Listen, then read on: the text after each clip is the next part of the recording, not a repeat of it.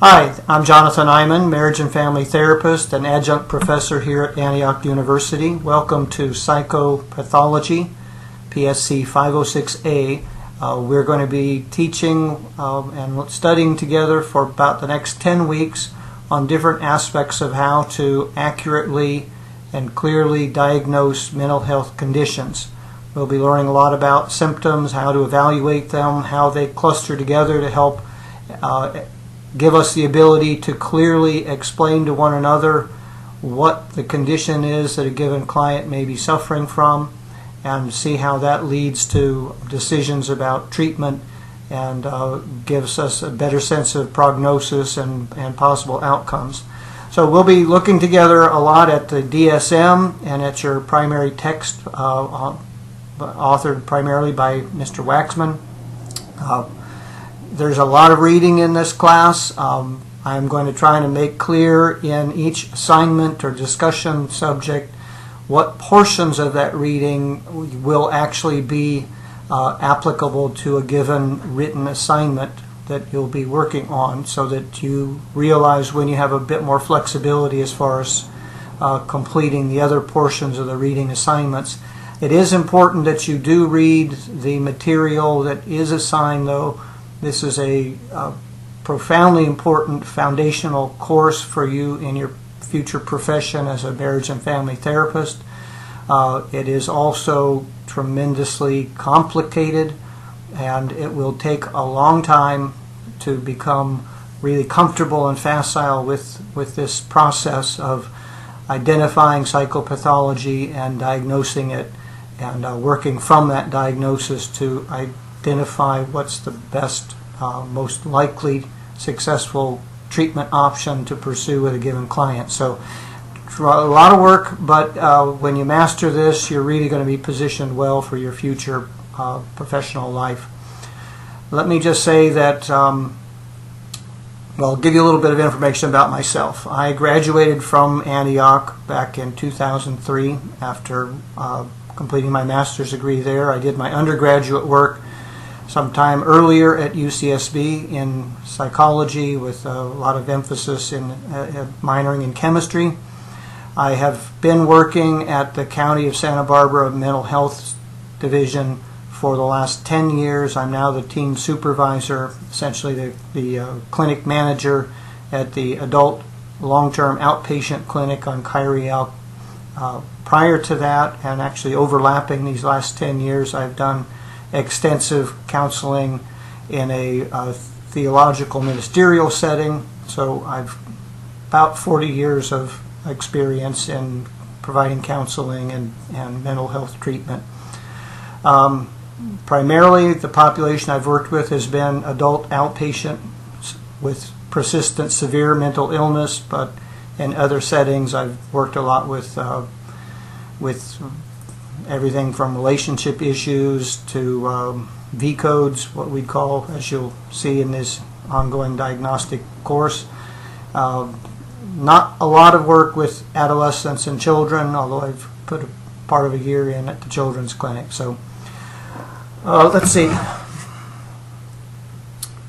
Differential diagnosis is what we really want you to become very expert in, ultimately comfortable with the process of fine-tuning the label that we're going to put on a client. And I don't mean that pejoratively. We need to have clearly defined vocabulary if we're going to be able to communicate well with one another, with the clients, with other treatment professionals as well. And the DSM, Diagnostic and Statistical Manual, is the main tool that we use in our field to help us to speak the same language so that communication can take place with real efficiency and clarity. So you will learn the clusters of symptoms and signs that allow you to select the diagnosis from among the range. There's somewhere around 200 in the current DSM. The range of possible diagnoses that best fits what you're seeing in the client in front of you. And with that summation of a lot of information, we can move much more efficiently in terms of helping the people that have come to us because of their needs. So we just really want to exercise ourselves pretty diligently to get a sense of mastery in this area, although technically or factually, I think I have to admit that nobody really becomes expert across the board. We all wind up focusing in certain areas that are our primary interest, areas that we're most skilled in. And this class, in fact, is great to help you to begin to get a sense of your own self, your own abilities, your own interests as we go through the entire range of diagnoses that might be made in the case of any client. You'll begin to find ones that either excite you, intrigue you, or perhaps, could repel you or simply show no interest in. And that prepares you to know which of the many aspects of the field that we practice in you might pursue as you continue in your education and your profession. So let me give you a little information about the class itself, and then I'll sign off for this first video. The details of the actual assignment that you'll be undertaking this first week will be posted online in Sakai.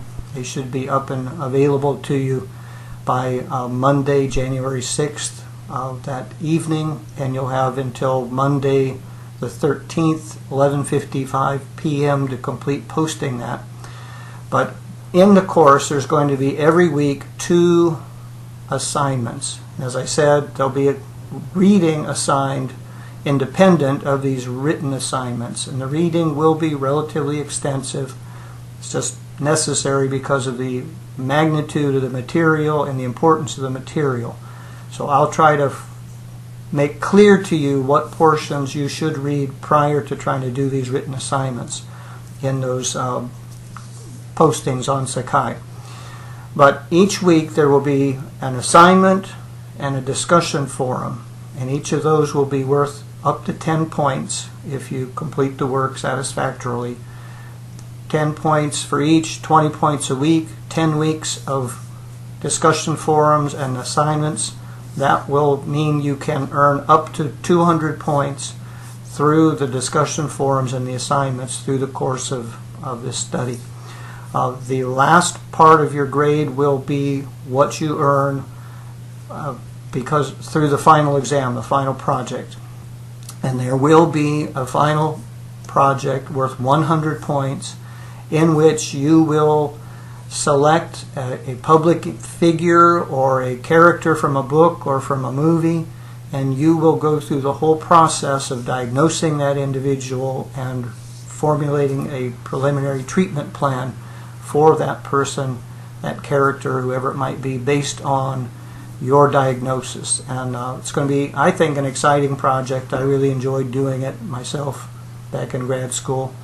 Very informative and illuminating, but because it is complex, I'm not going to post the details of that assignment until about week 8, because I want you to have had exposure to all the material that we'll be covering in the preceding weeks before you try to tackle that project. So we'll be looking ahead to that. To get a passing grade in graduate school, you have to always have at least an 80% score, and so that means you'll need 240 points minimum to get credit for this class. I want you to know that it is sometimes difficult for people to pass if they don't stay on top of their schedule. I've had instances where students had not kept on top of the assignments and the discussion forums, and when those forums close, if you have not posted, then you get 0. And there's no way for me to reopen the forum, because part of the forum is you having actual interaction with your peers. And so if the discussion forum has closed, there's no one actively involved in it any longer with whom you can interact. So please pay careful attention to your syllabus, to the announcements that will turn up on the Antioch website. And if you're having any problems, let me know. Please feel free to communicate with me, and we will brainstorm together how to deal with issues that might come up if there's emergencies or serious problems. You can request an incomplete. I prefer not to have to give those if at all possible, but if it's truly a situation that can't be avoided, obviously we'll work something out together. So each week you're going to be seeing detailed instructions for the discussion forum and for the week's assignment posted on the Antioch website, and announcements will turn up in your Gmail from Antioch. So I'm looking forward to getting to know you as much as we can electronically. I hope each of you will post a picture of yourself so I can pretend, or if I see you on campus, I will introduce myself. I am happy to meet with students. If you want to contact me and request face-to-face office hours, as it says in the syllabus, I'm happy to do that. And so I look forward to kind of having an adventure with you together as we go through psychopathology. Thank you very much.